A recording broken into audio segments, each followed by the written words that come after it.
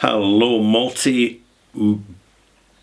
marsupial merry mezcals.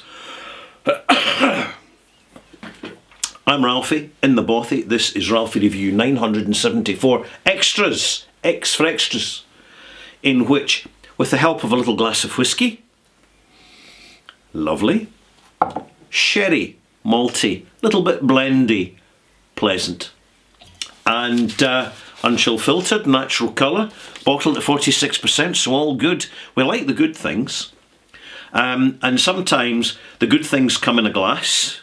We buy the whiskey and we buy it with the confidence that we're going to get a predetermined standard, which is endorsed and enforced. And this applies certainly to Scotch whisky, which can be only made in Scotland, must be bottled in Scotland if it's Scotch, single malt Scotch whisky. And the barley can come from anywhere in the world. But in Scotland, your single malt whisky, your blended whisky, if it carries an age statement, it's the youngest whisky in the mix. And it must be a minimum 40% by law. And it must be matured in oak casks, and these casks cannot exceed 700 litres in capacity. And one of the reasons for that, why have a size limit on the casks you use? Because if you put new make spirit into a 10,000 litre cask, it would take 20 or 30 years to develop any kind of maturation because of the surface to volume ratio. You see, whisky matures quicker in smaller casks and more slowly in bigger casks, and if the casks are just simply too big, then maturity can basically become negligible, and essentially the purpose of maturation is lost. So this is one specific reason why there's a capacity size on the oak casks used. And the thing is, people who get into whisky kind of pick up on that, and it's easy to find out the regulations because it's all online. But you see, there's other whisky makers in the world where there are no legally enforced regulations. There might not even be a regulatory code, a voluntary regulatory code. The whisky can be anything. So, for example, in India, you can get whisky brands that are made from sugar extracts, from sugar beets, from sugar cane. And you might say, well, shouldn't that whisky be called a rum? And I would say, yeah, well, perhaps it should where I am, but I'm not in India, which is a different culture and a different way of working, so who am I to judge? But what's important is at least we know where we stand. See if there's regulations, you know where you're at, which is the problem that the Japanese whisky industry face. And it's a far bigger problem than any of the Japanese whisky fans will ever admit. And that is the fact that any whisky from anywhere in the world can be taken to Japan, matured for a bit, and then bottled as Japanese whisky. And there's no need to declare it. There's no need to mention it. And it makes you wonder, well, how much rice goes into Japanese whisky? Is it just purely malted barley? There's just no definitive standard that's enforceable in a court of law. And recently, and this is very recent, in the United States, which already has predetermined regulations.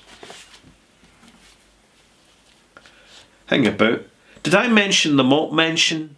Who gave the malt mention at the beginning of this video?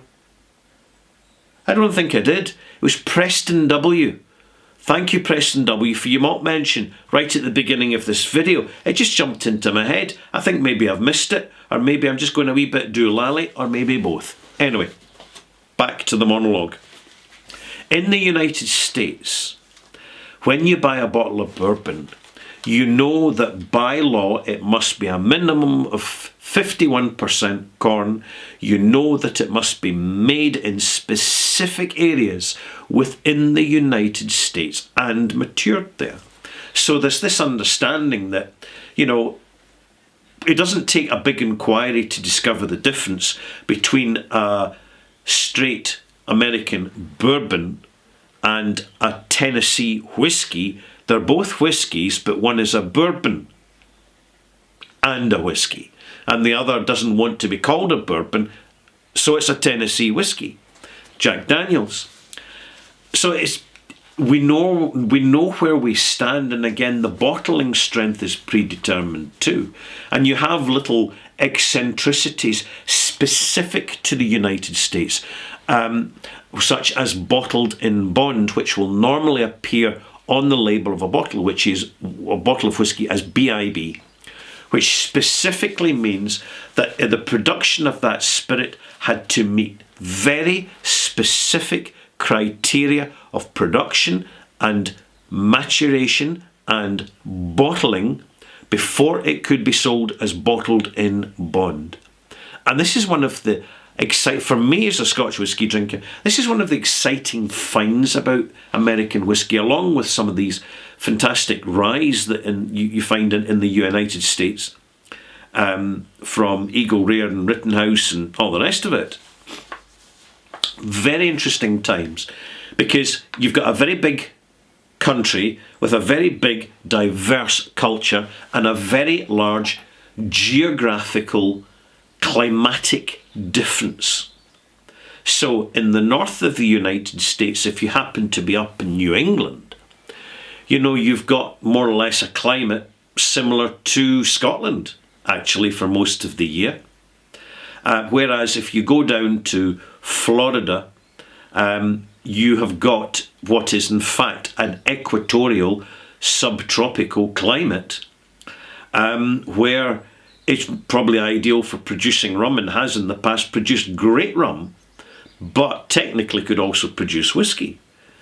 There's a lot to navigate with American spirits, and unfortunately for most of the world, what we get is your basic Jack Daniels, Jim Beam, and maybe some Heaven Hill, and a little bit of Buffalo Trace and Four Roses, and we're looking for the special versions, but they're very few and far between, and when they come out of the United States into the rest of the world, they're snapped up by the collectors and the American whiskey aficionados. So there's not enough of the really good stuff. And also the really good stuff like Pappy Van Winkle, well, the way it used to be originally, from what I've heard, and your Elmer T. Lee, and don't try and kid me that Blanton's is a great collectible bourbon. I've got a bottle of Blanton's, and it's still open 7 years later. I'm just not loving that bottle. No. I've tried it, so I can decide on it. So recently, and a big thank you to Rose, my Patreon subscriber, Rosavella, and a few other subscribers for also giving a wee nod towards a recent situation which is happening in the United States under the auspices of the American Single Malt Whisky Commission, who have over 100 member distilleries, many of which are not even 4 or 5 years old yet and are only just finding their feet, finding their signature and making their stuff. And they have brought together a code of conduct for the definition of what can legally be called an American single malt whisky. And by the way, this is the way you do it. Any country in the world, if you're starting your own single malt whisky industry, do not make the same mistake as the Japanese, who have tarnished their reputation badly with a lack of legally enforceable definitions of what it is. Look at what the Americans are doing here. This is the way it should be done in every country in the world. There should be an organisation, gets all the distilleries together, gets them round the table and says, right, has everybody agreed to this? And then it gets discussed. And then it gets altered and amended, because in the United States, depending on your location, I mean, if you're down the south of Texas, your whiskey's going to be ready in a year and a half, 2 years. If you're up in North Idaho, your whiskey's going to take, 4 years? Because it's long winters there and it's cold seasons. So there needs to be that flexibility because of the geography of the country. But to actually, this actually came out on July the 29th, 2022. So this proposal is not even a year old. And already, within a year, it is going to get ratified and become legally enforceable under United States federal law. Now, if you're a whiskey drinker, and I don't care what you're drinking and where you're drinking, how you're drinking, this is really useful stuff to know. And I've just been having a wee peel through the as they say, the small print.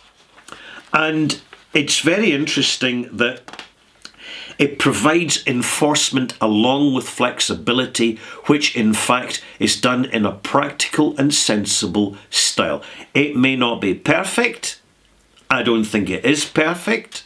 I think that there could be a little amendment within the next 5 years, because the definition of whisky needs to be a little more generalised. But when ultimately, wherever you are in the world, if you're producing an alcoholic beverage 100% from grain, in other words, that's what whiskey is. 100% from grain. You're going to have corn grain, indigenous corn grain, indigenous oat grain, rye grain, barley grain. You're going to have a laboratory somewhere, an eco farm, where they're rediscovering, replanting and bringing out new found strains of grains from yesteryear, these heritage strains. And the question's going to be asked, well, what exactly are they? I mean, basically it's the seeds of a grass, yeah, but is it really? Is that the strict interpretation? Could we have a bean whiskey? Well, actually, yeah, you can. A bean is a seed, essentially. Could you have a tree whiskey? Well, trees are grown from seeds, right? And then they blossom and produce seeds, and the trunks of many tree varieties are full of natural fructose. For example, birch. Rowan, great example. So, it's really, really interesting times to see where things go. I'm not kind of going to go into a deep dive here. That's not what this extras is about. This extras is about me sharing my experience to help you be more informed in your experience, to get further ahead sooner than I've ever been able to do. Because my goodness, I mean, I'm sitting here after 35 years of constant, persistent practice, perseverance and avoidance of alcoholism. Yeah, I tell you what, it takes courage. It takes a sense of duty, a sense of personal dignity to master the art of enjoying a few drinks, being mildly intoxicated, but never being drunk, and every time remaining sober in every sense. I hope that made sense. I'm Ralphie. Thank you for tuning in. If you want to get a copy and download it and have a wee read yourself while you're having a dram, I'm telling you, this is really, really useful information. So I'm going to post a link under this video. to this document so you can download it yourself, read through it and see what you think, and see if you're a distillery outside the United States, in any other country in the world. Frankly, you need a copy of this. This is a template for what you need in your country, so as that you can protect the quality of your reputation in your business of making your specific geographical national identity whiskey. And hopefully someone will pass a copy of this along to the Japanese Whisky Association, who will see the necessity of getting mission statements legally enforceable. I'm Ralphie. Time for my big red clicker. It's the only one, custom made. No added colouring, by the way, in that red button. That's authentic, original, integrity red, that. We'll see you soon.